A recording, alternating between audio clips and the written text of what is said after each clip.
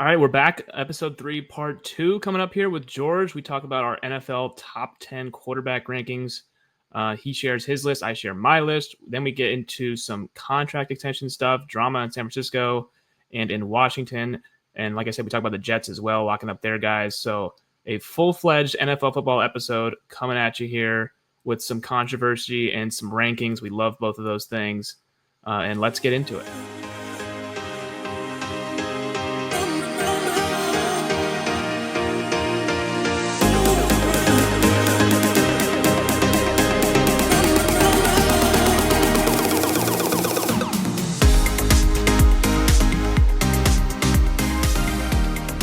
Yeah, I mean, we can now get into some NFL stuff. We can get into some NFL quarterback rankings that we were going to get into today. I'm seeing all these lists everywhere, George. I almost feel like we are obligated to. We're right in the thick of it. We got, what is it, like 60 days before your first game? Maybe 80, minus 60 days. Less. It's like 56. 56 days, and so yeah, it's ranking season. You know, everyone's got to you got to show where you lie, and you got to pick your dudes. And so I guess we'll go through it here. If you want to do your top 5, maybe I can do my top 5. How do you want to do this exactly? Yeah, we're gonna disagree on a few of these. Again, I saw Dan Orlovsky's rankings today. I saw everyone on First Takes putting out the rankings nowadays. So again, I feel like we just have to do it. So we're gonna disagree. Now, 1 through 4, we agree that there's a big 4, right? We agree. Yeah, I think that denying the big 4 would be crazy. But the order, right. I know we have a few infamous arguments on the order. We do. Yes, we do. Number 1, I don't think it's even close. I think it's Patrick Mahomes. And we don't spend too much time on this. This is a guy who's won 3 Super Bowls. He's been to 5. He's the only reason why these guys behind him have not even been to one.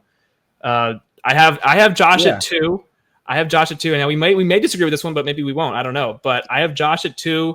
I know for sure we're going to disagree with this one. I have Burrow at 3. We talked about this. I was going back and forth all day about this because I think you can obviously make an argument for 2 through 4 being in any order. Mm-hmm. But I put Burrow at 3 and I put Lamar at 4. And I think there's obviously a significant gap after that 4th spot. Yeah. So I can't agree. I can't agree with you. I got Lamar too. Okay, that's fair. We'll get into it here, but I've got a ton of respect for those 2 MVPs, obviously, and the playoff success. I know that's what you're going to go to. I am. Yes. So, but then I went Lamar 2, and then Allen I have 3, and I do have Burrow 4. I'm not trying to take anything away from Joe Burrow. No, I think there's no question that he is one of the best quarterbacks in the league and one of the most talented quarterbacks to ever play the game. And so, I mean, where do you start going? Where do you get off? Joe Burrow over Lamar Jackson, if you'd like. Okay, so I was going to say, has 2 MVPs, and I totally get it.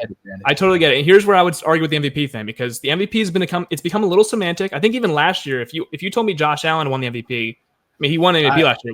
Was the numbers MVP level? Maybe not. Well, they were on an average year, maybe, but I don't think compared to. But I think so let's just go here. If you did not even know what the Bengals record was last year, say they did not go 9-8, say they were like a respectable team like Buffalo or Baltimore, and they won 12 games like they usually a team would that has that kind of quarterback play. 5,000. This is just, again, without knowing what they went. This is Burrow's numbers last year, and you tell me in any year that they're not 9-8, does he win the MVP? 5,000 yards, a little hair under. I think 4,981. Yep. Led the league by far. In yards, 43 passing touchdowns, led the league by far. Led the league in overall touchdowns as well, if you want to count rushing. But he led the league in passing touchdowns, led the league in yards. Only 9 picks, 71% completion percentage, which was 4th in football, 4th among qualifying quarterbacks, because not all guys played, the amount of games that they needed to. 74.7 QBR, which is 3rd in football, behind your guy Lamar and Josh Allen. And then had a 108.5 quarterback rating, which was also 3rd in football. So he had top 3 numbers across the board. There was nothing that he was not top 3, and he led the league in yards and touchdowns, like I said. And if Cincinnati wins 12 games, I don't think it's even close who wins the MVP last year, at least. I'm not putting over Patrick Mahomes because obviously that's just one season. But for the other guys where he's close with, and I think the numbers last year, it came down to Lamar and Josh because both those teams won 13 games. But had Cincinnati won 12 or 13 games, I don't think it'd even be a question. It wouldn't be Josh or Lamar. I think Burrow had the numbers by far, at least last year. And unfortunately, he got screwed with the 9-8 team. That those losses, a lot of those 8 losses, weren't even on the fault of the quarterback. I mean, they lost those 2 Baltimore games. One because McPherson shanked a field goal in overtime, and the second game because they couldn't stop a nosebleed to the point where they wanted to go for 2 and avoid overtime. That's how bad the Bengals could not play defense last year. They had to literally go for 2. To end the game in a divisional game because they could not trust their defense to stop Lamar Jackson. They kind of got hosed on that week 2 game against Kansas City. So you could talk yourself into Cincinnati could have won 12, 13 games last year. And then you're easily talking about a Burrow MVP. And I think we're talking about a closer race between Burrow and Lamar, who's obviously got 2 and Burrow's got none. Yeah, but I think it's closer than what people are saying. Yeah, I think there's a lot to unpack there, first of all. I think that for starters, you have to acknowledge the fact that I agree Josh Allen probably should not have won MVP last year. I understand there's the voter fatigue and there's the semantics and there's the record and there's the X, Y, and Z. So I understand all that, but I think that it should have been between Lamar and Joe Burrow. But like you said, you get into some of those stats. Joe did lead the league in touchdowns, but him and Lamar had the same number of total touchdowns. The rushing helped Lamar out. Lamar had 150 less total yards. The rushing was there helping him out. And Lamar had 5 less picks. He did have, I think, 5 more fumbles. So, they had a very, very comparable year, And so the fact is the Ravens defense was better. You default to the better team more often than not. You default to the better team more than not, right? And so I understand that Joe's had the playoff success. But, it's just Lamar. He's just a unit, and he doesn't get injured really. Like, he's got a couple stints. He's played 12 plus games every single year of his career, other than I think his rookie year, obviously. Yeah. Or maybe he might have even played 10 plus that year too. I think so. I think he played week. Yeah. So yeah, he's just one of those guys. He's so consistent, and since neither of them have won a Super Bowl, and I get Joe's been there. Joe's been to one though, so only one of them has actually won in Kansas City, which is the real deciding factor here. Because all 3 of these guys we're talking about, we don't talk about Mahomes. Obviously, we know he's great. Yeah, the 3 guys below him, right? Exactly. But the 3 guys below him, only one of them has actually beaten Patrick in Arrowhead, and it has not been Lamar. It has not been Josh. And Lamar's got him at home, and Josh has had him at home, and neither of them have won. So and you are right. There is argument to say. Lamar was a toe away in week 1 last year with Isaiah Likely. Literally an inches, and you can't not count that because football you win or you lose. But it's a few things. But here's kind of the way that the argument I'm making here is. If you're gonna put all the credit to Joe Burrow and blame the defense for when they lose, you also have to credit the defense when they win. Because there's been a couple of those games in Arrowhead where that Bengals defense has kept Patrick Mahomes. I think was it correct 20 to 17, 21 to 14. When that defense keeps guys under 20, then you got Joe Burrow. You got to expect they're gonna win. So it kind of goes both ways with that. And isn't it great that we can have this argument? We've got so many young talents like this in the league. Yeah. So those 4 have separated themselves for sure. Those 4, we kind of agree. Those 4 have separated themselves. There's the guy that can throw his hat in the ring, but for me, it's you got to think the last 3 years and the next 3 years, right? So if you're a young guy, and we'll get into the young guys, I'm sure in a second here. If you're a young guy, I've got a ton of respect for you, but you haven't been around quite long enough, and so that's why I think it's Burrow's 6th year in the league now. He's entering his 6th. And he's just been so good every year. Lamar, same thing. It's his 8th year now, I think. And so it's just he's been so good. And you got to look forward and you're like, who else? Like those guys are that's the future. So they're not falling off anytime soon. They're actually entering their prime, which is kind of scary to think about. That they can get better, yeah. Right. Now, again, you did mention that their defense kept them in it. My rebuttal to that, and we'll get into the young quarterbacks, but Lamar had an AFC Championship game in his backyard and lost 17-10. And it was after that first quarter, Baltimore's defense kind of just kept them right in it. And they didn't take it. Yeah. And it's just, you can argue the same thing with Josh, because Buffalo's had some games where they were right there late. Every single game they played against Kansas City, they've lost by a field goal or a game-winning touchdown. So situationally, it's tough to beat Kansas City. Obviously, they're the best situational team in football. They have Spags on one end and Andy Reid on the other. So it's tough. It's not an easy task to beat Patrick in the playoffs, obviously. Yeah, but if it's close, like if you asked me this last year when Burrow's coming off the wrist injury, I probably would tell you Lamar, and he's obviously coming off the MVP. But man, what Burrow did last year with that, with what he was asked to do with that team, again, you can talk me off. You can talk me into Lamar at 3 or Burrow at 3. I would default to Josh at 2, but even then, you could mix 2 through 4, and I really wouldn't have that big problem. We face Josh twice a year, so I know how ridiculously talented he is and unstoppable he is. He is that offense, that Raven or that Bills offense. Excuse me. He's just him.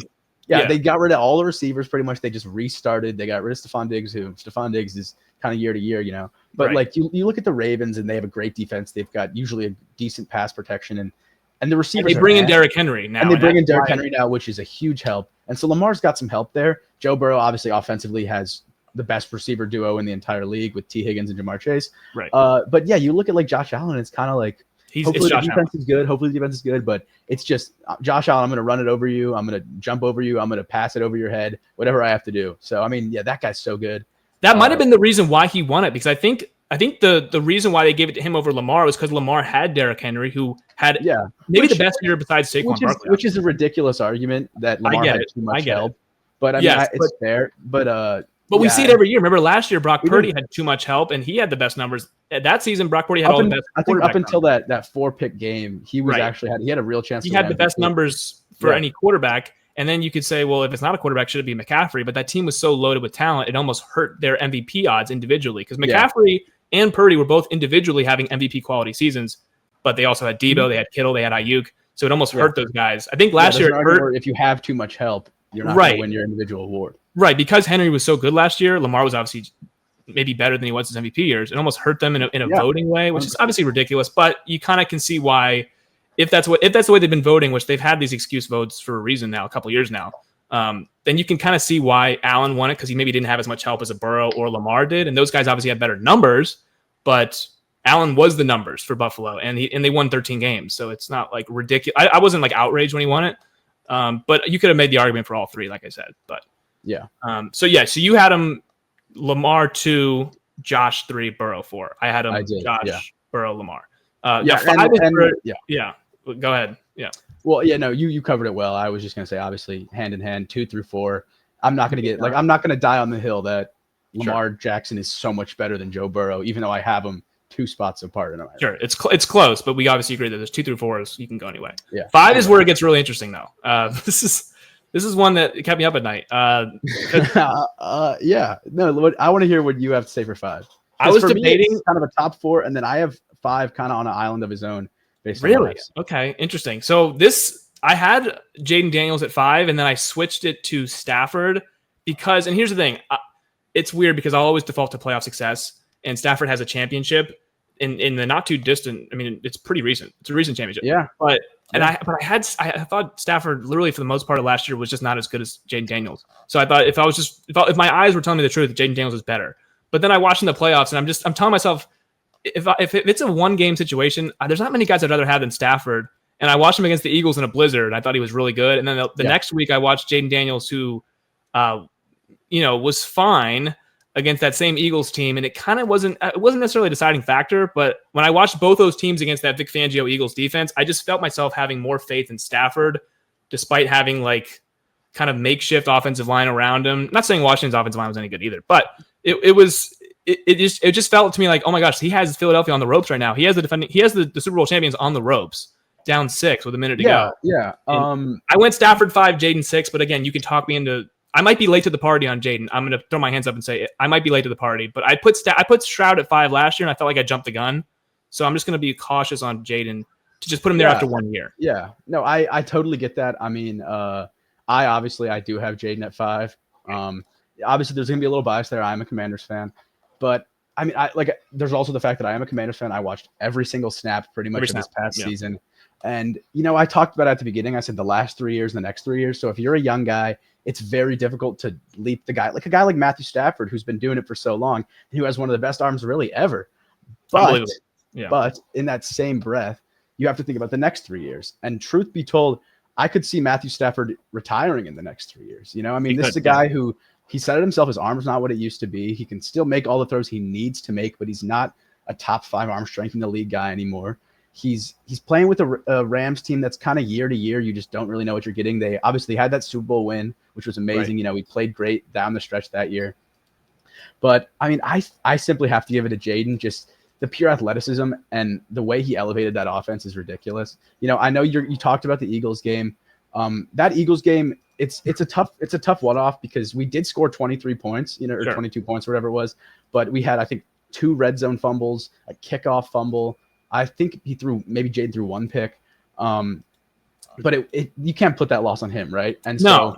I thought it was over the first drive when Saquon went 70 yards. I thought, oh boy, it might be a long game. But it reminded me of kind of like the Clemson playoff game when it's just like, oh yeah, we're not good enough up front to beat this team. Sure. And Jayden did beat the Eagles in the regular season without a healthy Hurts, that is, but he scored 35 points against that good Eagles defense. So I mean, it's tough, but going forward, and if you include contracts, this guy's coming off his first year. There's probably no one you'd rather have contract-wise. Oh, for sure, no. He's just on such a good deal, and he's so advanced. They talk about a lot of times people come out of college, they come out of whatever, and they say this guy's got the chance to be really good. This guy has so many raw talent. You know, Zach Wilson, one of those guys. Trey Lance, one of those guys. Yeah. Josh Allen's one of those guys. Lamar was one of those guys. All these dudes. Jayden Daniels. We were in, I'd say June. We were in mid-June, and they were like, this guy's good now. This guy's good right now. Right away. This guy's going to be good on week 1, and they were like, this guy's a top 10 quarterback. And I was like, that's ridiculous. You know, I've never seen that. Right away. Watch him play, and I mean, he's got an answer for everything. He's remarkably fast. He's skinny. He's put some muscle on. So, I mean, we'll see how kind of impacts the way he plays. But, I mean, he's huge. He can make every throw. And you talk about having nothing around you. I mean, truth be told, the Commanders, you lost Sam Cosmi not too far into the year. Right. I mean, offensive line-wise, there was nothing there. Wasn't great. There was nothing there. Terry McLaurin had a career year. He's been due for one his entire time in Washington. So he's great. But, I mean, you know, and not to disrespect some of the wide receiver 2 guys, but Diami Brown and Noah Brown, not exactly Luke McCaffrey, not exactly who you want to be throwing to, you know, like, and you I hear you snicker, like it's Zach Ertz, it's 39 years old, Zach Ertz. 39-year-old Zach Ertz. I remember getting trolled. I remember seeing the videos of it's like Jerry Rice and not Joe Montana. What's his name? The Dolphins quarterback facing. Oh, Steve Young. Whoever it was. So they're wearing their jerseys, and then it's like, oh, the Commanders of this year with Bobby Wagner and Zach. Oh, Dan Marino's in that video too, I think. Dan Marino, yeah. So it's like all these old guys. I'm getting trolled, and it's like, well, when you got a quarterback like number 5, I mean, he makes the whole team better. And the fact that the Commanders went into an NFC Championship game, I mean, that's genuinely ridiculous. So I'm always going to default to my guy. That's fair. For the last 5 minutes, there's all those reasons. That's why I'm going to go Jayden 5. I can't.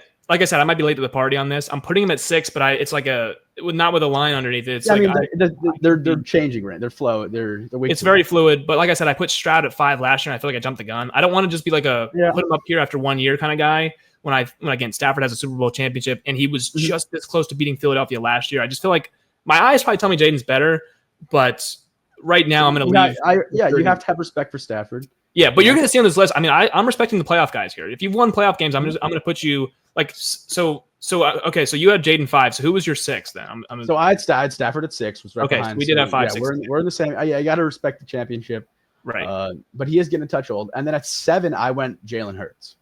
Okay, I know that you probably disagree. You might have him outside of your top 10. I do. I do have him outside. And I think that we'll get into this, but again, he played so well down the stretch. I know he was in the best offense probably in the last 5 years, top to bottom. But I mean, like you said, the playoff respect and the credit. He's been to 2 Super Bowls. He's won. He beat the heck out of Patrick Mahomes. He didn't just beat Mahomes. Okay. He destroyed Mahomes, and he destroyed Steve Spagnuolo. So, okay. Well, I'll get into that. I have Stroud. I have Stroud at 7. Now let me just. This is again. He's only played 2 years. He's already got 2 playoff wins. So this is already. I think this is really impressive in the AFC for CJ Stroud, who maybe did not have a great year last year, but I'm still going to be mindful of what he did with an O-line that was deteriorating by the week in Houston. Mm-hmm. They fired their OC because he was so predictable last year. The receivers keep getting hurt. I think Tank Dell obviously got hurt late in the year. He'll miss all of next year. Stephon Diggs tore his ACL in the middle of the year. Nico Collins went on the IR and had to miss 6 games. I thought what Stroud did last year, maybe he did not have his best year, obviously. The numbers were down. So, but again, you could call it a sophomore slump, but I really think that CJ Stroud winning 2 playoff games in his first 2 years with that roster, again, we'll talk about Hurts winning the Super Bowl. I get it. But I just feel like when you're the one that's driving the bus, it just matters to me more. And I think that without Stroud, Houston's not even anywhere close to in the AFC. I picked him to beat the Chargers, not because their roster is better, because I don't think it is. I think LA's roster is better. I picked him to beat the Chargers because I think their quarterback is better, and he was phenomenal in that game against LA's defense, which was top 5 in football last year, I believe. So I'm putting Stroud at 7, but like I said, after 6, there's a cluster of guys that are, you can jockey their position, however you want. But I don't have Hurts. I have Goff at 8. I think Goff's season last year was incredible. I have Goff at 8 as well, I believe. So we both have Goff at 8. Okay, I have Goff at 8. Yeah, but his season. I had Stroud 9, right behind Goff. Okay, which I like. It's tough. Stroud, he was, like you said, he was really good his rookie year. He's up and down, but you have to respect the fact that he took a step back in every stat this year. I know. Yeah, playing 2 less games, he had I think it was like 400 less yards, 3 less touchdowns, 7 more picks. So I love Stroud. I think he's easily a top 10 guy. I think he's fantastic. Yeah. Yeah, just the way Goff played last year. I mean, best year of his career by far, peaking at the right time with that team. And obviously, you know, people talk about where you want to play. It's kind of the same as the Jalen Hurts thing. He was in a great offense, had a million weapons. Yeah. But even when those guys were hurt, he was producing. You know, he was very level-headed. He had the 5 interception game. They won that game. He had against Houston, against Stroud, right? Yeah. Against Stroud. So I mean, yeah, the head-to-head, you got to give it to him. So it's like, if your opposing quarterback throws 5 interceptions, I think that's a game you should win. Yeah, no, 100%. Like I said, I'm not defending Stroud's season last year specifically. I'm just making excuses, I guess, as to why it wasn't as good. I'm more so blaming the offensive line and the play calling than I am Stroud, because I just watched Stroud a year before as a rookie walk in and dominate the league. Not maybe as much as Jayden did, because Jayden did it the very next year, but it was kind of, we were having similar conversations as to like, oh my gosh. I mean, he was a 4,000 yard passer as a rookie. Yeah, he came in and won the division over the Jags and the Colts, who both had won 9 or 10 games that year, I believe. And he went in and beat a pretty good Browns team that year in the playoffs, and then, you know, took a team to the divisional round, and that team had won 3 games the year prior. So it was a kind of similar arc to Washington. They picked 3rd, or they picked 2nd, and obviously Houston picked 2nd, and both guys went number 2 overall, and Stroud took them to the playoffs, and Jayden won 2 games his rookie year, so maybe he outdid him a little bit. 2 away games. 2 away games, right, exactly. They did not win their division like the Houston did last 2 years. But I have Stroud 7 and Goff 8, and now this is where I'm going to get ridiculed. I already understand it. I got Dak at 9. That's not what that's a different 3-letter name that I was waiting for. Oh, you were thinking for a different 3. Oh, I'm not putting Tua up here. Okay. No, well, I mean, I know how much you love him. I love Tua. I have to be fair. Yeah, I think I am a lot lower on Dak than you are. I get it. I have him around 16. You know, but I can see, you know, he's had those good years, but I'd love to hear your reasoning for that. Okay, now I understand he was injured last year for a large part of it, so he should get docked. He should get docked a little bit for that. But the year prior, when the MVP went to Lamar, I was a Dak guy. I thought that Dak had the best year of quarterbacks after Purdy melted down on live television on Monday Football. I thought, okay, who's having the best quarterback season really statistically? It's Dak. Dallas won, I believe, 12 or 13 games last year. They won the division when Philadelphia fell apart in 2023. Dallas won the division. Now obviously they got housed in the wild card game as a 2 seed, the first 2 seed to lose to a 7 seed in the playoffs, which they lost to Green Bay pretty embarrassingly. I get it. But I thought Dak that season was just phenomenal. And I feel like if he didn't play for the Cowboys, we'd be talking about that season much better. But he was outstanding. I think Dallas had a top 5 offense that year, and it was basically just CeeDee Lamb as the top target. I thought they had no running game. They schemed really well that year for him. They said at the beginning of the year, they were like, we're going to try to make Dak to make it as easy as possible for him. We're going to scheme him into good situations. They did a lot more bootleg, got CeeDee open, kind of moved him around a little more. So yeah, I mean, I can absolutely respect it. I am kind of a Dak long-term hater. You know, he's just been, you just don't know what you're getting. You know, you've got like, and when I think of Dak, you know, he's been in the league for a long time. He's dominated the Commanders, honestly. I think of the playoff failures. I think of sliding and going for the scramble. I think of like 49ers. The 49ers. I think of just, he's never been to a conference championship game, you know? So you're right. He had that great regular season. And I like him as a person. I hope he bounces back this year. Hope obviously in the division, not exactly a huge fan of him, but yeah, I mean, he's one of those guys where he's got definitely potential wise, you know, there's guys ahead of him that I think when they're playing at their best, they're not even close to set Dak at his best. So I can absolutely respect that. My thing with, and again, this is 9 underneath 9. I just think all these guys I just think he's the best floor raiser out of anyone after this that I'm going to mention. Like, I just think I'd rather have him. This might sound ridiculous. I'd rather have him on my team than Justin Herbert, who I have at 10. That's the name I was thinking of. Again, I'd rather have Dak as a floor raiser. I've seen now again as a floor raiser, sure. As a game manager, sure. But exactly now, as obviously the raw talent, you can't argue. But the Herbert truthers that I've been hearing about for the last 5 years, they were all complaining that he doesn't have an offensive line. He doesn't have an offense. He doesn't have any weapons. And then they give him that, and he doesn't have a defense. He doesn't have a defense now, and they fired Brandon Staley, who's a defensive guy, because they don't have a defense. Yeah. And he had to play too many shootouts. They lost to Jacksonville because they didn't have a defense. Then they bring in Jim Harbaugh, and the Chargers immediately have one of the top defenses in football. And he completely lays an egg. He has 4 picks. I can agree. I last year I had him higher in my rankings. He was he dropped down. I have him this year right at 10. But there is the argument that who was he throwing to? You know, Ladd McConkey's great. He was a rookie. Quentin Johnston is so it's like. But here's the thing. But George, I've heard this for the last 5 years now. First it was protecting him. And then they give him a great O-line. They have 2 awesome tackles with Rashawn Slater and Joe Alt. Yeah, then they go and they beef up guards. But first it was no one's protecting him. That was his first couple years. No one could protect him. Then they beef up the offensive line. Then it's like, well, they can't get stops. Then they get stops last year. Now it's who's throwing the football. Now it's who's he throwing to. No, I can everything has to be perfect for him, which means he's not a floor raiser. It just what tell me. If everything has to be perfect around him, I'd agree. Then I can't have he's not a floor raiser. That's fair. And I'm looking at the Chargers depth chart now. I don't know if you were made privy to this, but the Chargers have one of the most interesting quarterback rooms in the entire league. It's pretty interesting. They got Justin Herbert backed up by Taylor Heineke. Yes. Backed up by Trey Lance. Then don't leave your television. Backed up by DJ Uiagalelei. DJ Uiagalelei. Yes, I didn't realize he was the 4th string. So I had they did bring him in as the undrafted free agent. They did. I've got history with all 4 of those quarterbacks. Taylor Heineke, obviously, Commanders legend. Commanders. Yes. But no, you're right. It's been excuses for him. He's always kind of been the what if guy, which is why I couldn't put him higher than 10. And there's an argument that he should be lower. But I had him 11. 11. I wanted to put him 11 because I think this guy after him, and again, we'll get an honor mentions. I think Baker Mayfield, first of all, Baker Mayfield has 2 playoff wins for 2 different franchises. I have Baker at 11. I have Herbert just ahead of Baker. And I think that I know you're a big Baker guy. I think that that's not ridiculous at all. And honestly, like after week 2, I could see Baker over Herbert, depending on how Herbert looks in the beginning of the season.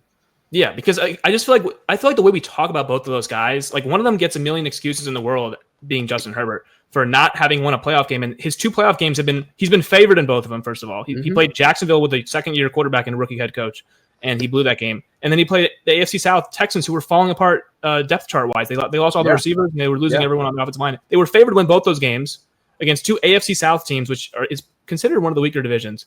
He lost both those games as a favorite. Baker, by the way, meanwhile. And again, you're not going to – first of all, he lost last year to Washington. I get it. I think the reason why they lost that game, maybe you'll disagree.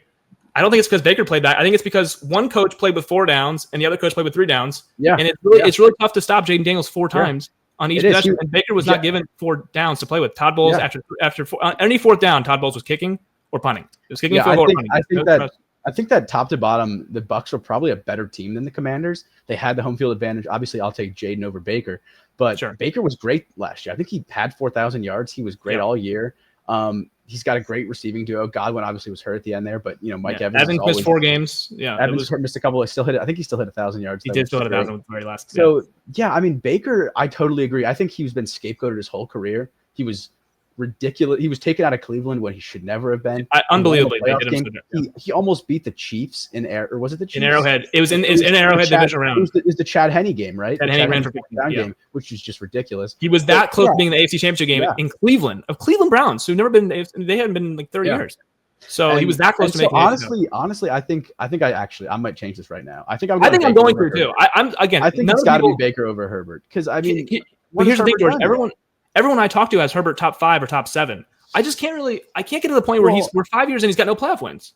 Yeah, I mean, pure talent wise, you'll see me agree. I remember the first game he played, that the Teddy Bridgewater punctured lung game. Tyrod Taylor.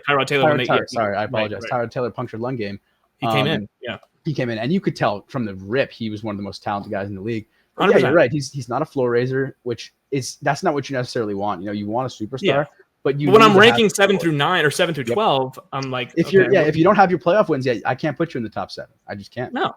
If he had 3 playoff wins, I'd put him up there with Burrow and Lamar and Allen because he's as talented as all those guys, but there's nothing to show for it, which is why I think he's in this tier with Tua, and no one wants to hear this because everyone's like, Herbert's way better than Tua. They're not even close. I think they are close because they both have 0 playoff wins through 5 years. Yeah, I mean, it's interesting because there's so many ways to compare quarterbacks. I say it's tough because I almost feel like the Dolphins need Herbert and the Chargers need Tua. The Chargers need a game manager, and the Dolphins, I think, and obviously McDaniel makes his offense exactly how Tua needs it. Right. With all the speed on that offense, I think the Dolphins might benefit from a guy who's just ripping and airing it out. It's interesting. So, but like I said, if you put Herbert on that Dolphins team and you put Tua on that Chargers team, do you think Tua wins that Jags game? Do you think Herbert wins? No, I can't remember the last Dolphins playoff game. So I mean, we played an Arrowhead and it was frigid. No, we played an Arrowhead. See, here's the thing: we've had some bad luck. Never had a chance. No, we've had Tua's led us to the playoffs twice. He only played in one of the games. The first time he led us to the playoffs, we had Skylar Thompson because Tua was out with a concussion, and he had to go into Buffalo. So we had to go into Buffalo in January, and then the next year, Tua has an awesome year, and he leads us to the playoffs again, and we got to go to Arrowhead in the second coldest game ever. So we had to place Josh and Patrick in frigid conditions. Herbert's got to face rookie quarterback CJ Stroud and second-year quarterbacks, or both, actually, second-year quarterback Stroud and second-year quarterback Trevor Lawrence in dome game Houston in a dome and against Jacksonville. Not bad at all. So, no, I think if this was flipped, would we have a better chance of winning an Arrowhead with Herbert? Yeah, sure, maybe. But I can guarantee you, if Tua got a playoff game in a dome, or if Tua got a playoff game in sunny Florida, exactly, it's just different. Yeah. So the Chargers have actually got the luck of the draw. They got to play two, not very good AFC South champions. We had to play Mahomes and Josh Allen in January. Yeah. Neither of them have gotten it done. I totally get it. But Herbert, you could argue, should have a playoff win right now, and Tua has not been favored in any playoff game he's been in. So yeah, Herbert absolutely should. I mean, there's the blown game against the Jaguars that he's going to haunt him until he wins one, and probably 100%. Even after. Yeah. But yeah, I think my point was kind of just that they both feels like they should have at least one. At least like one. They were the same draft class. They've been compared since they got into the league, and here they are on my list, 11 and 12, 5 years in or whatever it is. So yeah, I just think that you put Herbert with those speed guys. I just get flashes of Mahomes when he used to just nuke it to reek down the field. Sure, it just feels like it'd be so fun. But it's tough. Yeah, it's just a thought. It's tough, and I'm not going to get too deep into it, but it's tough because the way teams play the Dolphins now, and they did this with the Chiefs too. They just throw too high, and they don't make you throw it deep anymore. And that's when I think the Dolphins would need a guy who gets the ball out quick, which is what Tua does really well. With the anticipation and all that other stuff. But I think the next cluster, because my 10 is, I think I'm going to have Baker at 10. I think you agree. Yeah. So I've got Baker 10, Herbert 11, Tua 12. So you have Tua 12. I put the next cluster of guys after I guess Herbert at 11. I put Purdy, Hurts, and Tua in that order. Purdy, I had Tua over Hurts. I think Hurts. I have Hurts at 14. I totally understand. A bit ridiculous. I know. I understand. I mean, that's a Super Bowl MVP. I totally get it. I totally understand he's Super Bowl MVP. And you mentioned that he destroyed Steve Spagnuolo. I'd just like to say, watching that Super Bowl, again, this may sound ridiculous. I wasn't really that impressed with Hurts. I really wasn't. I'm sorry. He didn't have to do much. He didn't have to do much. I thought the game was completely upfront. They could not block Philadelphia. I think first of all, one of those touchdowns was a pick six. The other one was a pick down to the 5-yard line by, I believe it was Zach Bond. And that was forced by Josh Sweat, who just went into Mahomes' leg and forced an errant throw. And they basically had two touchdowns that were gifted to them by their defense. So I thought that Hurts got to get out with the lead, play with the lead, which is obviously what you want to have. He played with the lead in the first Super Bowl he played against Kansas City, but I actually thought he was really good in that Super Bowl, the one they lost. So I actually moved him up in that year. So I thought he was really good in that Super Bowl. I didn't think he had to do that much against the Chiefs this past Super Bowl because the game was over. He didn't have to do much, but he did what he needed to, right? He took care of the football. Yes, but it's not going to make me move him up over these guys who I just think they're better players. And honestly, I wasn't that outside of the Washington game, which he smoked you guys in. I think outside of that, was he that impressive against the Rams when he was fumbling all over the place in the blizzard? Not really. It's the blizzard, right? I think there's an they wrapped that game up with Saquon with the 80-yard run at the end. That's when they wrapped it up. They should have probably wrapped it up earlier with Saquon. They kind of risked it a little bit, giving the ball to Jalen, which hurt. He wasn't moving around very well, and he was a little up and down playoff run. It wasn't like a great play. I'm not going to remember this playoff run 20 years from now. I'll be like, remember Jalen Hurts 2024 when he 2025? Even the Packers game. He kind of kept them in it with some errant. Like he wasn't great in the Packers wildcard game. Like it was a lot of special teams. They had a kickoff fumble that they had at the red zone. It was a lot of special teams defense for Philly last year. I didn't think it was Hurts like driving the bus, which I thought it was the first time they made the Super Bowl in 2022. That's when I had him like top 6, top 7.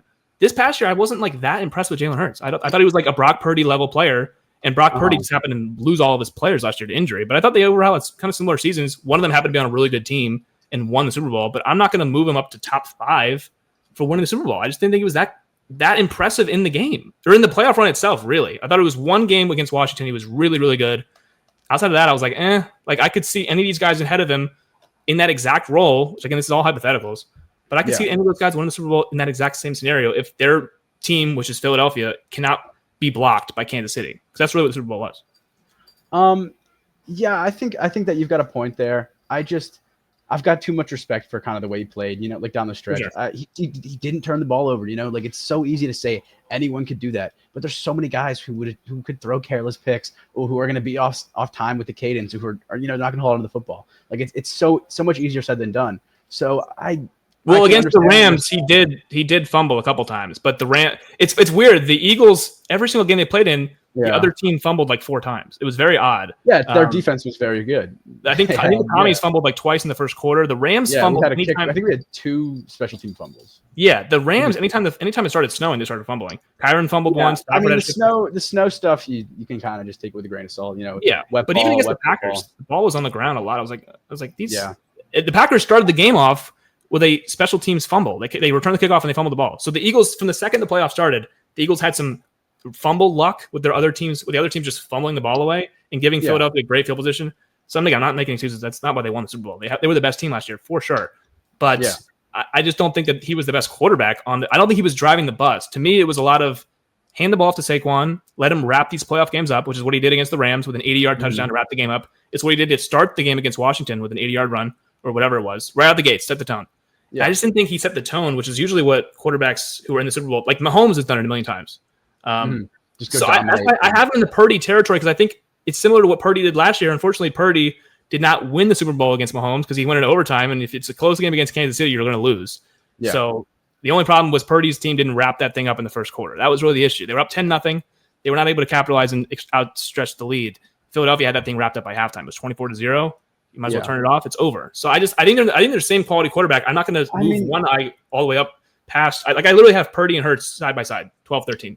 Yeah. I think they're similar players. But I can respect they're similar players. I think that Hurts does have better arm strength and he runs the ball better. Like I think raw talent wise, Hurts is a better player. You might disagree, but I'd have to give him the I thought Brock showed some stuff last year with his wheels, though. I thought mobility-wise. Yeah, no, I don't think Brock's a bad player at all. I've got him right around. Let me get the exact number. I've got him at 15. So yeah, similar spot to you. I just and Hurts. I understand. He wasn't so relevant last year on the offense. He just kind of did what he was needed to do. But when that's your role, that's your role. He threw for 69% completion. He was one of the most accurate quarterbacks. And then you look at the last 2 seasons before, 3,700 passing, 3,900 passing, 22, 23 touchdowns. So he's got it, I think, in the tank if he needs to. And you might disagree, but I mean, he's been a borderline 4,000-yard passer before. And so when you pick up a guy like Saquon behind that offensive line, you're gonna take away 500 to 700 yards because you don't need to be so active.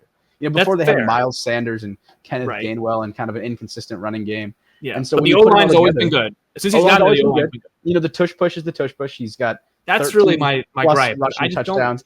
I think you just hate him. I don't like the way they play. I'm sorry. Maybe I'm docking you for this. I don't like. You're not going to hear me disagree as a Commanders and an NFC East fan. You're not going to hear me disagree with you. I went to that game in person. Dolphins played the Eagles 2 years ago on Sunday Night Football. I went there in person, and they were just spamming the tush push. I just don't really like. I don't think it's like a football play necessarily. This isn't true. Just isn't Jalen Hurts' fault. But I just don't like the way that. I mean, it just to me it almost feels like you're holding stuff against him. And it's stuff he can't control. Well, because here's the thing. If you're going to bring up touchdowns, I mean, you brought up Lamar's rushing touchdowns earlier. If you bring up Jalen Hurts' rushing touchdowns. Well, I didn't bring him up, but I will if you need me to. No, I know. But I'm saying most people do when they come in and compare him and Purdy. And I'm like, him and Purdy's numbers are pretty similar. And then they were like, well, actually, Hurts had like 15 rushing touchdowns. I'm like, yeah, well, a lot of those are tush pushes, which is completely out of Purdy's control. He doesn't have a team like the Eagles who have that offensive line that can just do that. Yeah, that's he's also not. He doesn't squat 400, which again, this is like silly stuff that we're comparing. It's like, okay, that's a 1-yard touchdown that probably was a Saquon drive to get him down to the 1-yard line, and it goes to Hurts. And it's like, oh, that was a Hurts touchdown. It's like, really? There's a lot of hypotheticals you're throwing in there. I understand. This is all hypothetical. Right. He does have a 600-pound squat, so it's like, and you make the argument for the tush push. I mean, teams don't run it as well as the Eagles do, and I hate to be the guy on here playing the Eagles defense because I will spend the next 9 months absolutely disrespecting the Eagles. I hate the Eagles. I truly do. But I don't know. You have to respect what they do. Like I know it's not a football play per se in your eyes, and they tried to ban it, they didn't. They're one vote away. One vote away.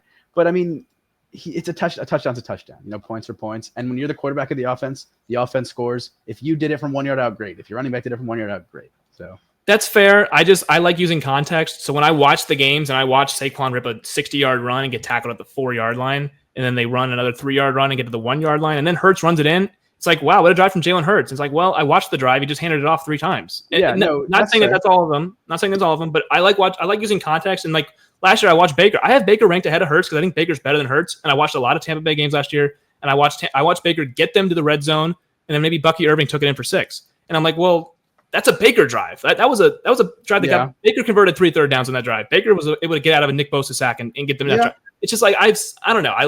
this is all hypotheticals, Well, of course, well, but I'm it's- using context, and I'm like, is Jalen Hurts' touchdowns really that accurate, or are they a lot of tush pushes? And I think the touchdowns are absolutely valid, and the tush push is the tush push. But it's tough because you're comparing different types of quarterbacks. You know, Baker he has always had the role of I'm going to do it all myself. He's always been the little underdog guy. He's always been the scrappy guy. When he was at Oklahoma, you know, the whole thing. So he's kind of, you're comparing a different style of play. Like if you're Jalen Hurts and you've got AJ Brown, Devontae Smith, the best O-line possibly ever, and Saquon Barkley, it's like all I got to do is not mess up. All I got to do is not turn the ball over. So he it's didn't. and he didn't. So it's like you're it's kind of the same thing as Dak, you know, and you have Dak pretty high, and it's like Dak's entire identity in that MVP season was just take what's in front of me. He wasn't making risky throws. He was just getting the ball to CD and letting CD work. And you have to still be good enough to get the ball to CD. But I think that, you know, there's a game manager respecting aspect. And I got to give credit to Hurts because I think he also, when he needed to, raised it. You know, you're talking about the Rams game, Packers game, maybe not there. Rams game, again, I'm going to put the asterisk because of the snow. Snow is blizzard. He's been at 2 Super Bowls. And like you said, in the first year, he was good. He deserved to be there. He was great in the Super Bowl, and he played worthy of winning one. You know, he played good enough to win it. He had to play Patrick Mahomes. So he stocked up. He came back, and he's like, I'm not coming back and losing again. And so I understand what you're saying. You don't give him a ton of credit because he's not the best player on that offense. Probably not even top 3. I don't think he's a top 3 player on the offense. I really don't. Yeah, and I think that's fair, but why that's and maybe this is me docking him because he's on a good team, and that's what we do. I think you're always a product of your situation. That's fair, and that's maybe why, again, like we said, Allen won the MVP because maybe he was the only guy on the offense that was, you know, Burrow had T and Jamar, Lamar had Henry, and it's like maybe I'm considering the Eagles so much better than everybody else that I consider, like, again, they almost beat Washington with Kenny Pickett. It's not saying Kenny Pickett again. Yeah, you're right. It's not like they lose Jalen Hurts and they couldn't score. They lost 35-34 in that game. It wasn't like they couldn't score. Yeah. I'm not saying, of course, they're a Super Bowl winning team with Jalen Hurts, but I'm saying they're also a Super Bowl winning team with 14 other quarterbacks, I believe. I was going to follow up with that question. I was saying, what's the worst level of quarterback you think could have won a Super Bowl with that team? Because do you have Hurts the lowest you have him because you think that no one? I have him above Tua, and I think Tua would have won the Super Bowl with that. I believe that he would have won the Super Bowl with Philadelphia last year, but I'm respecting the Super Bowl championship, and Hurts has been there, and he's been there twice. He's won one, so I'm going to put him over Tua, but I think they're similar players. I think Purdy wins the Super Bowl with that Eagles team last year. He was close to winning with San Francisco, and San Francisco did not have that offensive line. Yeah, I mean, for me, you talk about similar player. I think I'd agree with that. I think, honestly, after Matt Stafford, my 7 through 12 are generally like I wouldn't be shocked. There's a world where Tua plays as well as number 7. Sure. And obviously Hurts plays down to like number 15. So it's like, like Herbert's number 11. So it's, you know, there's a lot of talent there. You know, there's so many guys. After Jordan Love, similar, you have to respect who's won. So I had Hurts 13, I had Tua 14, and then I had Jordan Love at 15. After 15, I don't think any, like, I think I had Kyler and Trevor Lawrence and Bo Nix. I'm not sure any of those guys would have won the Super Bowl with I'm interested where you had Geno Smith. I had Geno Smith outside my top 20. So really, I did not have him in my top 20. I understand this is going to be another age-old argument because everyone loves Geno Smith. I don't like watching Geno Smith play football. Why is that? Well, again, I watched him last year against the Dolphins, and I was like, what's with the Geno Smith hype? Everyone was like hyping this guy up like he's like top 10 quarterback or something like that. The guard situation was not great in Seattle, but he's another guy. He's had not one, not two. He's had 3 good receivers for the last 2 years in Seattle. They had JSN, Lockett, and DK. It had a good running game as well. Charbonnet's been good, and obviously Ken Walker has been good. So, and then last year they bring in Mike McDonald, who obviously was in Baltimore, and immediately that defense gets improved in Seattle. And they're again 8-9. They've been 8-9 or 9-8 the last 3 years. I'm just like, I'm looking at average quarterback play. I'm looking at an average team, and I'm looking at a team that actually has talent. Now we'll see how this plays out because I have Darnold ranked ahead of Geno, and obviously if the Seahawks aren't as good as they were the last couple of years, and that's going to age pretty poorly. But I just watched Darnold have a much better season than Geno did with a good situation as well. So I'm looking at him like, well, why is Geno not? Yeah, I kind of see Geno and Sam Darnold as kind of similar players. Right, sure. You know, obviously Darnold had the offensive head coach. He had Kevin O'Connell and arguably the best receiver in the sport with Justin Jefferson there with helping him. But yeah, I think you're right. I've got Geno at 17, so I was just interested to see kind of where I had him 21. I had Dak 17, Geno 18. Okay, so see, we had him 3 spots. I went young quarterbacks because I want. This is obviously projecting. We're projecting a little bit. So I had Bo Nix ahead of Geno. I had Caleb Williams ahead of Geno. There's nothing that would suggest Caleb is better than Geno right now, but I'm just going to default to I believe he's. This time next year, we're going to be talking about Caleb Williams in a different. I've got a ton of credit for Caleb Williams. I've got him right at Caleb, 20. Right at 20. And then I had Bryce. I had Bryce Young. This could look stupid, but I think Bryce played really good football down the stretch last year. I had him over Geno too, just because of I think the last 6 or 7 games. I'm going to default to the young quarterback who I'd rather have going down the stretch than Geno, who's kind of getting up there. And I just think fair. If it's close, which I think they both played above average football last year. Like I think Bryce played pretty good football last year, and obviously Geno was above average, but. Yeah.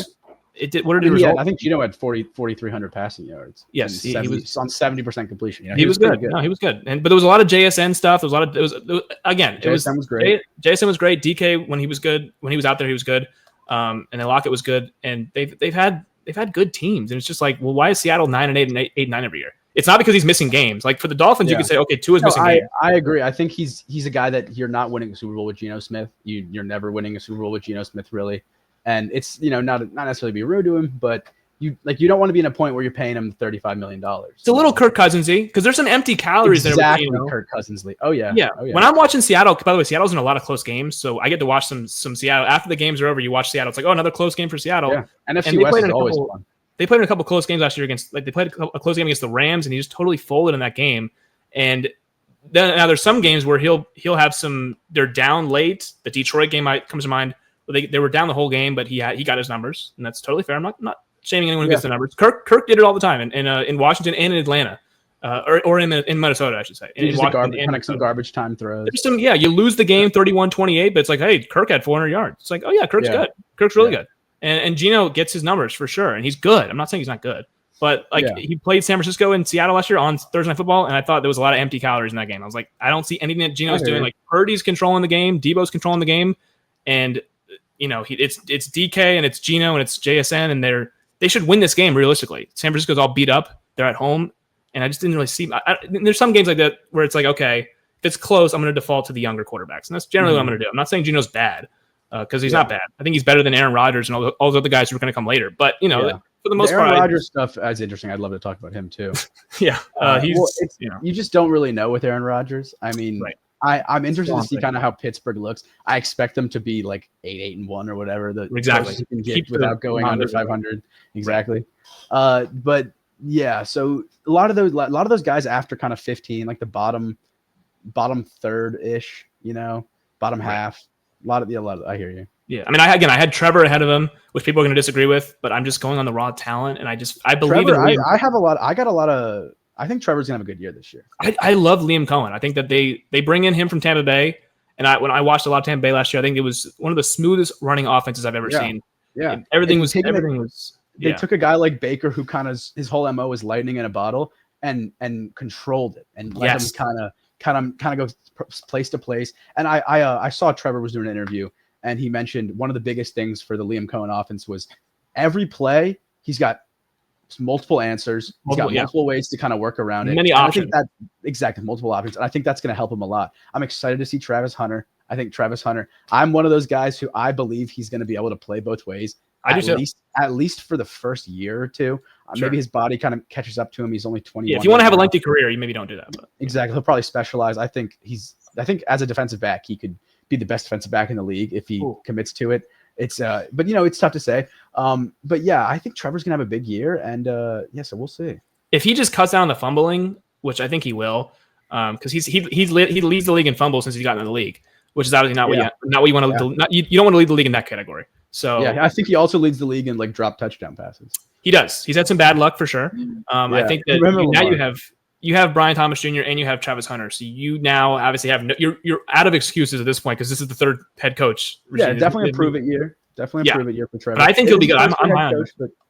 Yeah, I mean, you gotta watch him, and he's 6'6". He's got all the intangibles. Right. So that's why I'm gonna. And people might disagree. People might say, well, he wasn't better than Geno Smith last year or the year before, and you're probably right. But again, you kind of just got to default to he's a number one pick. He's been in a kind of brutal situation in Jacksonville, like you just said, the drop touchdowns. I just feel like, again, if you put him in Seattle, maybe things go a little differently. But we'll see. He'll prove us right or wrong this year because this is obviously that we're now running out of excuses. I think I have him 17 right now. So I still like him. I can't put him in the top 10, obviously, until he proves. Yeah, no, I wouldn't say top 10. I'm at 16. You had 16 out of 7. Yeah, he's like right around middle of the pack. But I talk about kind of those lower half guys, and I definitely can't put him in that conversation. And some of those young guys, like you've got like Penix. You have no idea what Penix is going to be. Bo Nix, I think I'm probably too low on Bo Nix. Oh. He had a really impressive year. I've got him at 18. I think you got him 18. Yeah, I think he's got a chance to be one of those. Oh, I had him 19, so I was even lower. Yeah, okay. I think he's got a chance to be a top 10 guy. For sure. I think we're kind of after this year going to see maybe a fall off from Stafford. I think it sucks, and then like Goff, you just don't know. I hope Goff continues to be good, but there's guys up there that I could see falling. And I think Bo Nix is a guy that could absolutely vault into that top 10. Yeah, if he's I had years. Yeah, I had after Tua at 14, I had 15 Jordan Love, I had 16 Kyler Murray. Kyler Murray's another guy. He can easily be jumped by a Bo Nix or a Caleb Williams after this year, because it's kind of a prove it year for Kyler also. Prove it year for Trevor at 17. I had Darnold at 18 and Bo Nix 19. You could talk me into either one. Yeah. And then I had Caleb, Bryce, and Geno at 19, 20, 21. So yeah, but you could go either way with all those guys. I mean, I think I'm going to default to the young guys with Caleb and Bo over Geno, but I just want to respect Darnold's year last year, because Darnold won 14 games last year and was like one of the driving forces on that team. Like, he was really good. Got different. If his name is different, he might be in the MVP conversation. Right. If you don't see Sam Darnold on there, numbers he put up. Yeah, exactly. No, he put up really impressive numbers. No, he was outstanding. I think that playoff game leaves a bad taste in your mouth against the Rams, but I thought the last like 2 or 3, that Lions game where he the Lions game, he got sacked a lot. Yeah, he held on the ball a lot. Scared out there, Yeah, we hadn't been in that moment, but I think if you just that's the lasting image we have. But I think for the most part, he was pretty phenomenal. Like, if that was any other quarterback, we'd be like, yeah, I mean that's a really good year. Like, he was really good. Yeah, so, I agree with you there. I haven't ranked. I didn't rank after 21. I did. So yeah, I stopped after. I don't have those bottom guys. Yeah, I stopped after Aaron. I put Aaron. I didn't want to rank Aaron and like Russell Wilson and Penix and Drake May, because first of all, I haven't seen enough of Penix and Drake May, and then Aaron and Russell are just tough to rank. So I stopped after Geno. I stopped. I was like, okay, I'm at 21, 22 names. I'm like, I don't need to go for the last 10 names. There's Cam Ward's a rookie. You got some unpredictable guys at the bottom there. And Cleveland is like, who's Cleveland starting? I have no idea who Cleveland's starting, so I can't even rank a Browns quarterback right now. So I hope Shador gets his chance. I think that there was a lot of, he kind of got screwed a little bit. He obviously did mess up his draft interviews. Is kind of what the report is. But he was a guy, like, talent wise, there's no reason he should have been going after Tyler Shuck. And everyone who came after Tyler Shuck was just a slap in the face to him. And so I hope he plays with that chip on his shoulder, because I think Shador actually is one of my takes. I think he's got a chance to be one of those dudes if he. I totally agree. I had him for the most part in the pre-draft process ranked ahead of Cam Ward. Really? I liked him a lot. I think it was really good. Now, after Cam Ward, I was like, okay, I have him above Jackson Dart. And when Jackson Dart went above him, I was like, okay, well, he can't go below Tyler Shuck, right? Or Milrow. Tyler Shuck, I couldn't believe he went that early. That's the Saints like him. The Saints kind of have been just a the Saints need to start prepping some. Yeah, if you're the Saints, you might need to get some Arch Manning jerseys ready, because this is maybe or some Cade Klubnik jerseys. Maybe some Drew Aller jerseys. There's some Drew Aller chatter. I'm sure we'll get into our college football quarterback. Maybe Garrett Nussmeier stays in Louisiana at this point. So that would be fun. Yeah. So that's the Saints. We don't want to get into this. The Saints are tragic. Saints are terrible. NFC South is terrible. Yeah, it's pretty bad. But yeah, so that's our quarterback rankings. We disagree on some things. I think the biggest thing was, obviously, I had Hurts at like 14. Yeah, I think it's the Hurts is the biggest one, and then obviously we've got that same top 4 with Jayden and Stafford, rotating 2 and 4, sure, rotating and so. But I think that after this season, and a little bit of home cooking for me here, but I think after this season it's going to be a top 5. I think Jayden takes that step. I'm not trying to put pressure on him. I'm not trying to do whatever. But I think if you just to circle back to him, obviously it's my favorite conversation topic. But just to circle back to him, it's like, you got every intangible. You got everything you could ever want. He's like a year older than you want him to be. Right. Even then, it's like better. He's played more football. So there's a lot of Burrow. guys. Burrow came in as an older guy. Burrow came as an older guy, and he's kind of more used to running. A lot of those college guys. I saw Trevor Lawrence was talking about it. It's like they don't run any. It's not a complicated offense. No. One play. Maybe 2 reads. Maybe it's a read throw. Maybe read progression throw. Like, it's not like they're not a full field progression. There's no full field progression. No. Yeah, so I'm interested, especially also this year coming out of the draft, a lot of 4-year quarterbacks, a lot of guys who have played a lot of football, and then Arch Manning, which who knows what that's going to be. But the quarterback position is it's set up for a long time. And I've been watching the quarterback documentary on Netflix. Really good. The new one just came out. Really good. Jared Goff, Joe Burrow, and Kirk Cousins again. He's back for season 2. Yeah, he's back again. So I mean, it's really good stuff. And they were talking about Kirk Cousins and him coming over and them drafted Michael Penix right after. And you kind of think about it. It was like, did they believe that much in Michael Penix? Because who was behind him? So I think I don't know why I'm talking about the Falcons, but it's I don't know. We'll move on. The NFC South is interesting. We talked about the NFC South is interesting, but I mean, you mentioned the Falcons. I mean, they draft Penix after giving Kirk Cousins a 4-year deal. So they clearly either liked Penix a lot or immediately regretted the 4-year deal they gave to Kirk Cousins. Yeah, I think it was the latter there. I saw that Kirk Cousins deal and I was like, I cannot believe you're giving over $100 million or over 160 or whatever it was. 160. Yeah. Oh yeah. I mean, that's ridiculous. A lot of money for a guy who's like 34, 35. 34, 35. He's played a ton of football. He's obviously not exactly what he was last year, but yeah. You'd be paying 38, 39-year-old Kirk Cousins pretty big money at that point. Like, do they see that? Or? I don't know. I don't know what the language is in his contract about voiding it, because I'm sure he won't be starting quarterback in 2 years. Well, he wanted them to cut him, and they can't cut him because it would be ridiculous dead money. So they can't do that. Yeah. They can't trade him because no one wants to trade for that contract. So he's just kind of the backup, the most expensive backup ever. Yeah, it's like we talked about it being like with having Geno Smith. It's like you don't want to be paying that guy $30+ million. No, Seattle, Las Vegas got him like a 2-year deal, I believe, right? That's perfect. Yeah, I mean, you just kind of a bridge guy. You're hoping you get. You can draft the guy next year. Yeah, exactly. Yeah. Or Las Vegas, they can draft the guy next year. Yeah. But no, that's it was a very lively conversation with the NFL quarterback rankings. Always is. I'm sure we'll do a few more rankings down the stretch. Oh, we will. Yeah, we'll get into that for sure. We'll take a quick break, and then we can kind of briefly go over the extensions that were handed out and the ones that maybe didn't get handed out. The one in San Francisco, Jauan Jennings did not get his extension quite yet. So we'll take a quick break and we'll be back with that.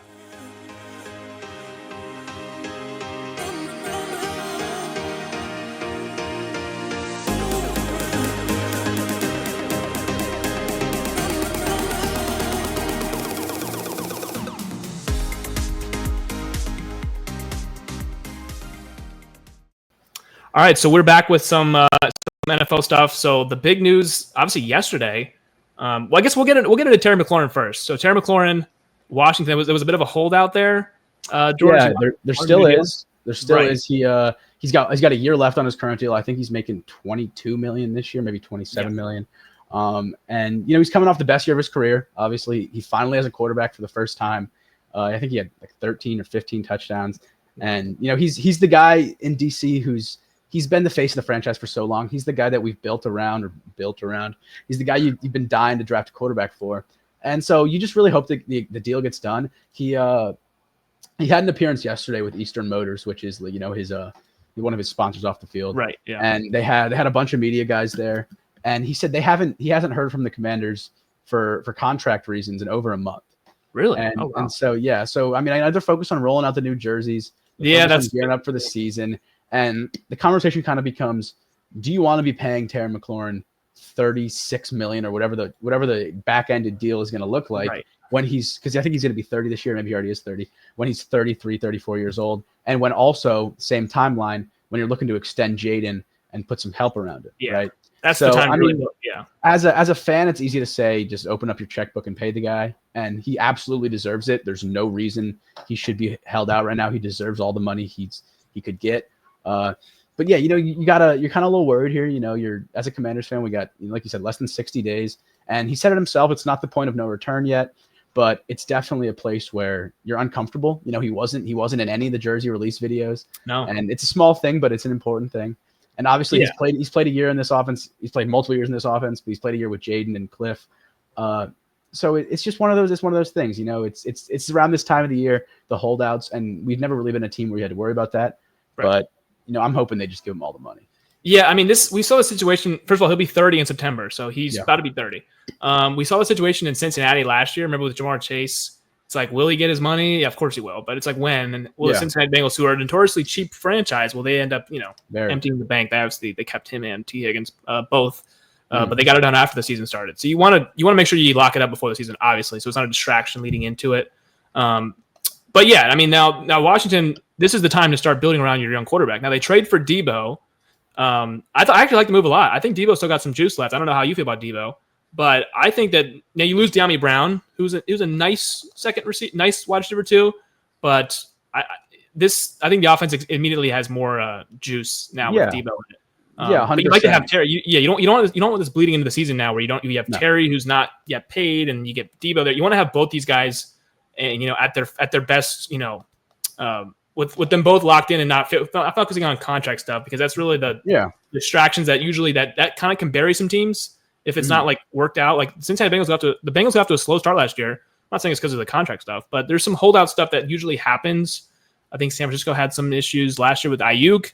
They ended up getting he almost got traded a couple times. So like they were talking about him coming to the Commanders. Actually, I remember exactly. Year. Washington wanted him because he played with Jayden in college, and then Pittsburgh wanted him because they needed a wide receiver one badly. Yeah. He ended up getting the deal done with San Francisco, but it was almost like such a long draw out process that it almost hurt their beginning season. And then he gets hurt. Yeah, definitely. But yeah, so you want to nip that in the bud and get him locked up, because this is obviously one of the focal points of the offense. I mean, he's been the longest tenured commander. It feels like, at least he's been there for a million different quarterbacks, and now he's got a good one. It's like you want to make sure he's paid, obviously, and handsomely, so you can. But like you said, you want to pay him 36, whatever the back end of the contracts is. Do you want to? Because they came out with a list yesterday, I believe, because Garrett Wilson just got paid at the top 10 most expensive receivers. I think DK was top 5. So, if you think McLaurin's exactly, that's what I'm saying. So, like, I don't think he's a top 5 receiver. So, like, some of the guys behind him, like Amon-Ra was behind him. A couple guys that was like, they're better than DK. So the money pool kind of gets spread out weird, right? Yeah, but if you think McLaurin's better than DK, then obviously his agent's probably saying, well, whatever DK's at, pay me more than that. Pay me $1 million. Pay me 100,000 more. Yeah. Right. That's usually how these things go. Yeah. Will it look in a couple of years be like, wow, McLaurin's making more than who? And then you can maybe say that. It'll be just like that. Yeah. That's how the market goes. I mean, that's kind of that's why you want to pay your guys early so that you can get out in front of it. Like the Eagles paid Devontae Smith right away. Yeah. And then it kind of hurt the Dolphins. It's an investment. Yeah. Exactly. The Dolphins, now Jalen Waddle saying, well, look what Smitty got paid. I'm worth more than that. And then it kind of gets to the point where now it's everyone's chasing the next guy. At least from the draft class. McLaurin and DK are not old receivers, but like they're not like Jamar Chase. Definitely on older side. Yeah. I mean, right. Terry, they're not like just coming in the league getting their money. You're kind of assuming Terry's at his peak now, or maybe a tier below it. Right. It's like get paid now because this might be one of your last bags as far as like long-term wealth. Yeah. I mean, this is but it just the fact is this is the guy you pay. It absolutely is the guy you pay. Great talk about Debo. I think that Debo was a great addition to the offense. He gets trolled a little bit because they call him fat and stuff. Well, we'll see. He's looked good in some of the tape. I mean, it comes down to week 1 when they put the pads on. But yeah, it definitely can hurt a team when you got a guy missing OTAs, missing minicamp, missing the first month or 2 of spring football or of summer football. Right. And so yeah, definitely a little nervous about that, but it's I think like you said, like Jamar, I think got paid like early September. Right. And he actually, I think he played even though he was not happy. Terry said he doesn't. Was he not on the field? No. He was on the field, but like you said, he was not happy. No, he was still had issues upstairs. Yeah. He was playing, but it was like, let's get this done. Yeah. So Terry said he's probably not going to play if he's not under a new contract, which kind of sucks to see. So you're hoping there's you're hoping that gets done. Yeah. Hoping that gets cleaned up for him. But we've got the money to pay him. If there was a guy to kind of like waste some money on, like kind of how the Nats with Max Scherzer, it's like we're happy to pay him $15 million a year for the next for the deferred years because to keep him, or also because he was so good. It was a worthy investment at the time. So I hope we get the deal done, obviously, like you said. But right now, it's kind of all you can do is hope. So yeah, and if they do, depending on how the numbers look, you'll get fan bases from other teams being like, wait, how much did he make? Overpay. People do that. That's kind of what happens. It's the nature of the beast. Nature of the game. Garrett Wilson got paid yesterday, and people are immediately saying overpay. I haven't even really seen the full details of it yet, but he's one of those young players that you want to keep, obviously. I think it was like 4/140 maybe. Yeah, it was okay. It was 4/140. That's right. I knew there was 4s in there, but I didn't know if it was 140. 4/130. 4/130. Okay. $90 million guaranteed, and it's through 2030 season. So yeah, I mean that's a good move, and it sucks because the market always getting reset, and the NFL money's big. But if you got an NFL team, you got to put your big boy pants on and spend that. It's money. always the cap's always rising, so it's almost like you have no choice but to do it. If not, it's gonna be an unhappy holdout, and then maybe you lose them for nothing, and then you trade them. You don't want to hold out. You don't want the hold. Sure. And speaking of holdouts, we got a holdout again in San Francisco. Second year in a row, by the way, this is happening. Second straight offseason, San Francisco has a wide receiver that is holding out in an attempt for either a new deal or a trade. Because that was what happened yesterday. Schefter tweeted that it was Jauan Jennings wants an extension or a trade, like one of the two. It's like extend me or trade me somewhere who will extend me. And it was very much like Ayuk last year, where he wanted his money or he wanted him to be traded somewhere to where they would give him his money. Yeah. I mean, this is interesting that this is happening with San Francisco again. Now, last year they caved and they did pay Ayuk, despite drafting two receivers. They drafted Pearsall round 1 and they drafted Cowling, I believe, Jacob Cowling. So they drafted two receivers last year. So you would think that they would move off of Ayuk for that younger receiving core. Jauan Jennings was outstanding last year with Purdy, but it was kind of the season from hell for San Francisco. They had obviously McCaffrey immediately gets hurt. He's out basically most of the year with the Achilles. And then you had Kittle was hobbled. Ayuk obviously tore ACL, MCL, PCL, everything. He tore everything in his knee. It was very bad. Debo was kind of banged up. I mean, even Purdy missed a game. So everyone was out for San Francisco last year. But Jauan Jennings benefited. He had an awesome year, and now he wants to get paid. This tends to happen after guys have really good career years. They want to get paid again. So is this going to be another situation where San Francisco do they cave in and pay him like they did Ayuk, and then maybe like you don't want to trade Jauan Jennings. I hate to say it, but I think Jauan Jennings is one of those more replaceable guys. I don't think he's a great receiver. I mean, I don't think he's a bad receiver, but he's not one of those, top end guys who has a ton of leverage holding out. But you obviously don't want to replace a receiver on July 15th. It's a little late, right, to replace someone. It's very late, exactly.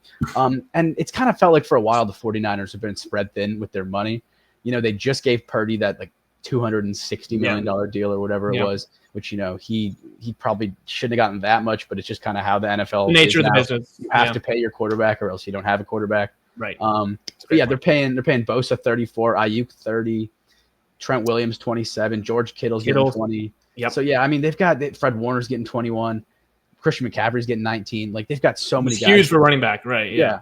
So I mean, I wouldn't be shocked if they traded him. I don't know where would be a great fit. I haven't really kind of looked around, explored who's looking for wide receiver 2 types right now. But they've got some young guys. Ricky Pearsall, I think, is one of those guys who I think has got a future in the NFL. He's best footballs in front of him. He can make all the catches. The spectacular catch. You think about that play from Florida, the one-hand grab. That was so cool. Oh my gosh. So I think that it wouldn't be the end of the world to see Jauan Jennings traded, but as the 49ers, you don't want that, obviously. I'll zag a little bit here. I just think they can't afford to trade. The reason you made a good point. I just think that first of all, Ayuk's going to miss the chunk of the first part of the season. Yeah. So you already were without him.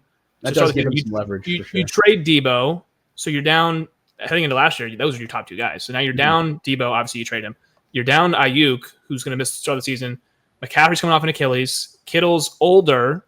I like Pearsall, but I mean, he was shot like 13 months ago. So that's not nothing. So I mean, right.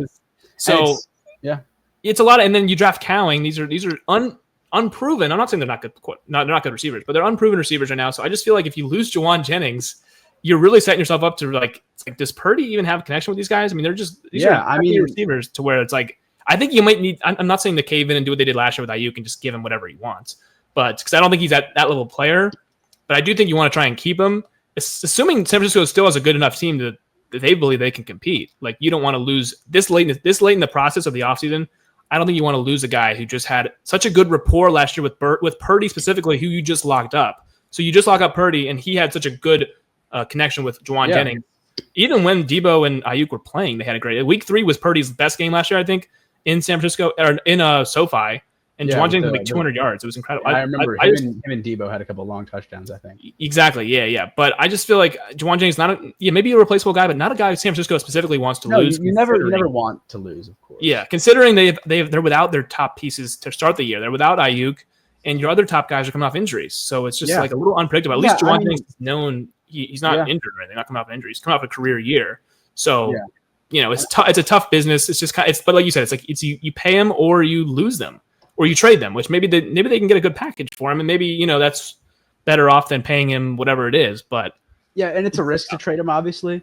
And on top of that, we kind of we talked about it a second ago with the quarterback rankings, but I wouldn't say Brock Purdy's a guy who's situation proof. You know, he's a guy where you have to be comfortable with the guys around you. You know, and obviously Kittle's a great safety blanket, and Ayuk is good when he gets back. But if you get rid of Jauan Jennings, like you said, you've got a lot of question marks and a lot of guys that Brock Purdy just isn't super, bonded with per se. He hasn't played a ton of football with.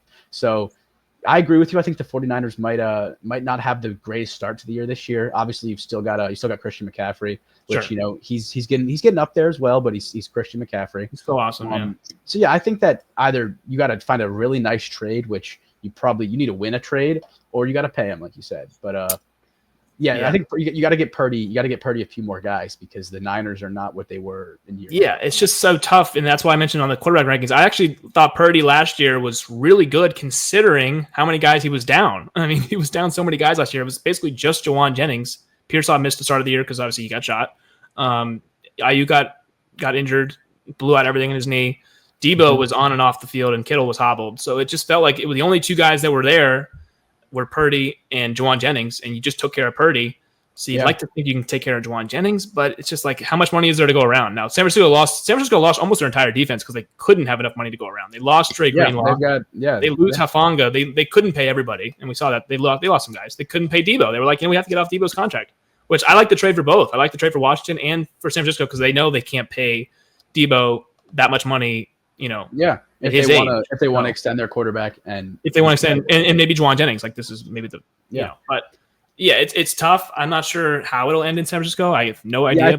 I think this is going to be a big year for the Niners in terms of kind of setting what the future is going to be. You need to get a little younger. I think you've got a lot of guys on some older guys like Nick Bosa's. Obviously, he's not old, but he's he's on this. He's kind of not. He's not a young guy. He's been in the league a while, right? He's been in the league. Fred Warner's getting up there a little bit. Trent Williams on your left tackle is obviously he's in his 15th year, I think. Yeah. So I mean, it's interesting, and I think that I really like that they brought back Robert Saleh. He's going to be a guy who I love Robert Saleh. I think that he kind of got screwed a little bit with the Jets. The Jets is just one of those teams. The Jets are the Jets. That was not Saleh. I don't know. You're not ever super comfortable as a New York Jet player or coach. So it's interesting, But yeah, you're right. There's a lot of holes there, and their defense is basically starting over outside of Nick Bosa and Fred Warner. Right. Those are the two main guys. Yeah. Yeah. So we'll see. We shall see. Yeah. So interesting on San Francisco. I guess we'll talk about the Jets now because they just extended two of their guys from that 2021 draft class, I believe it was, or 2022 draft class.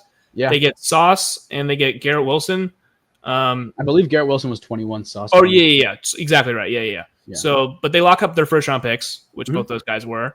And yeah, I mean, this is kind of a no-brainer. I mean, we don't have to, dissect. Yeah, there's not a ton to get into here. I remember, I think it was last year, Sauce was a little bit unhappy with his spot at the Jets. I think there was like some Instagram comments where he was talking about leaving and talking about, there was some hints somewhere new. There were some hints. You got Sal out of there, you got Rodgers out of there.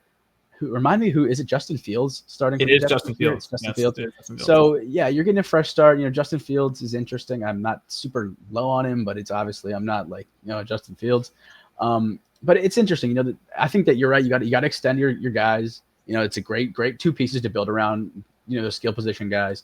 But the Jets have a long way to go. The Jets have a long way to go for sure. No, I agree. But it is. I mean, I'm a Jets hater, but I can't fault them for locking in their two young guys that. Yeah. Should they, if they're going to have some building blocks, which I like, those are the reasons that guys come to games is to watch. Exactly, those are the ones that sell. Those jerseys are being sold. Those are the tickets that people are coming to see. And I like Aaron Glenn, and if he builds the kind of culture that I think people expect him to build in New York, these are the two guys that you want to obviously keep and build something with because those are two really good players. I think was Sauce a 30 per year? I have to look at the average. I don't know. I think it was 30. Sounds if right. It was 30 per, and again, this is how the market goes. We talked about this already, but. Surtain, who's the best corner in football, 30.1, by a pretty wide margin, is at 24, and they got that done last year. You just reset the market. Yeah, and again, it's like if you look at this, and this is kind of how it goes. It rises every year, and Surtain was the 2021 class, or he was the class with Tua. No, he was the class with Trevor. Trevor was 21 then. Right, so it was 4 quarterbacks went first 4 picks, and then it was a couple other guys, and he was the first defensive player off the board. I think it was Surtain or J.C. Horn, one of the two. Was it 4 quarterbacks in a row? I thought it was Kyle Pitts was 4th. Oh, you might be. Yeah, I don't know. Yeah, you're right. It was Pitts 4 and Jamar Chase 5. Yes. Yeah, it was Trevor, Zach, Trey Lance. Yeah. Then it was Pitts. You're right. Okay. But yeah, not relevant. Sauce is in there, or Gary's in there somewhere. Surtain was in. I think Surtain went 8 or 9. I think J.C. Horn went 8 or 9. One of the two. But he was one of the first DBs off the board. I think it was the first defensive player off the board, and then I think Micah Parsons went like 11. So either way, but he's a year before Sauce is the point. So obviously he gets his money last offseason, gets 24 a year, and now Sauce is at 30 a year. But Surtain's the better player. It just happens he was paid a year earlier because he's in the draft class a year prior. And obviously, this deal might not look like it's as good as the Surtain one because Surtain's the best corner in football, and he's making $6 million less a year than Sauce. But it's also just the nature of the league now. Obviously, you get more money each year, so these contracts are going to look a little bit more ridiculous. But it's interesting, kind of with the way the NFL does it. The NBA, they kind of like structure their deals with, if you're all NBA, you get specific deals, specific supermaxes. But the NFL, they kind of just consistently climb the ladder year after year. Receivers getting paid more, corners getting paid more. So yeah, like you said, it's just it's kind of the scope of the market. If you wait too long or you get paid too early, you might get a touch underpaid, but you lock your money up. But yeah, I love it for the Jets. Not a huge fan of the Jets in general. I think Woody Johnson's kind of had them in a personal hell for a little bit. Oh yeah, he's not the best owner in sports if I had to rank him, but no, I hope the best for them in general. I know you can't say the same as they're in your division, but I like Sauce. I like Garrett Wilson, Justin Fields. I got respect for him. Fields and Wilson played together in Ohio State, so maybe that goes better than we think. Exactly. Yeah, exactly. So who knows? Yeah, but that's basically, you gotta lock those guys up. I don't have high hopes for the Jets this year. I think I had them winning 5 or 6 games. We'll get into that later. But yeah, so that's basically MLB trade deadline stuff that we got into today. Overall, had a great episode here, George. I think this was a successful episode on the podcast. We'll get into more football stuff. Obviously, we're closing in on football season. We have football this month, believe it or not. We have a July 31st preseason game. Big game, obviously. I think it's Chargers Lions. Not that really. We'll be. I'll be tuned in just because I love watching football. Exactly, it's the Hall of Fame game. It's not going to be great football, but I love watching football. So nonetheless, great episode for sure. I look forward. I think we're going to do more rankings, college and NFL, as we get closer to the opening week. Yeah. But yeah, no, always good. Always good to get on here and talk some ball. All right. Appreciate having you, George. And we are signing off for now. All right. See you later.